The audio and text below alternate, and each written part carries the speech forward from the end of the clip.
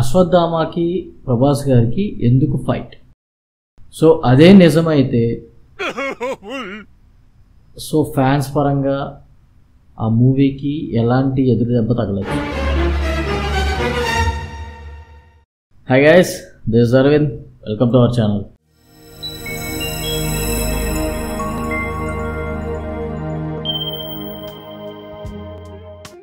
Guys, కల్కి movie ఈ month అనగా జూన్ 27న రిలీజ్కి రెడీగా ఉంది.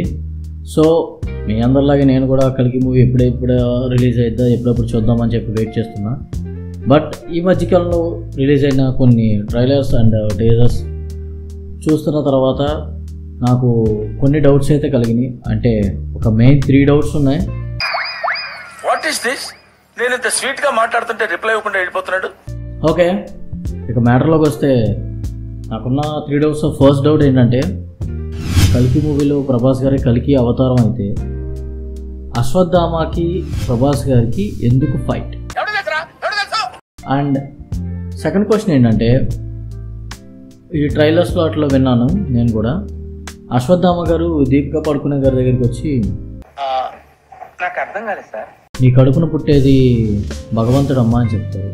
భగవంతుడు అంటే నాకు తెలిసి సినిమా పరంగా అయితే కల్కి అని నేను అనుకుంటున్నాను. ఒకవేళ దీపికా పడుకునే గారు కడుపున పుట్టేది కల్కి అవతారం అయితే, కల్కి అయితే ప్రభాస్ గారి క్యారెక్టర్ ఏంటి? థర్డ్ వన్ ఏంటంటే,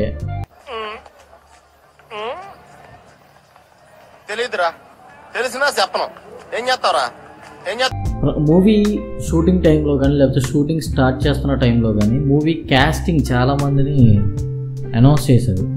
సో అలా అనౌన్స్ చేసిన కొంతమంది అయితే మనకి ట్రైలర్ స్టార్ట్లో కనబడుతున్నారు. లైక్ కమల్ హాసన్ గారు కానీ, అమితాబ్ బచ్చన్ గారు కానీ, దీపికా పడుకునే గారు, కొంతమంది అయితే కనబడుతున్నారు.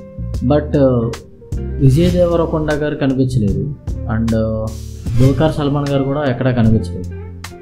అసలు మెయిన్ వీళ్ళిద్దరూ సినిమాలో ఉన్నారా లేదా? ఒకవేళ ఉంటే వాళ్ళు ఎటువంటి రోల్స్ ఫేస్ చేస్తున్నారు? ఒకవేళ అంటే ఈ మధ్య చాలా సోషల్ మీడియాలో అట్లా చాలా వైరల్ అవుతుంది ఏంటంటే, ప్రభాస్ గారిది జస్ట్ ఆ భైరవ క్యారెక్టరే, మెయిన్ క్యారెక్టర్ వచ్చేటప్పటికి కల్కి క్యారెక్టర్ వచ్చేటప్పటికి దీపికా పడుకునే గారు కడుపున పుట్టే విజయ్ దేవరకొండ గారు అని చెప్పి అంటున్నారు. సో అదే నిజమైతే సో ఫ్యాన్స్ పరంగా ఆ మూవీకి ఎలాంటి ఎదురు దెబ్బ తగలచ్చు?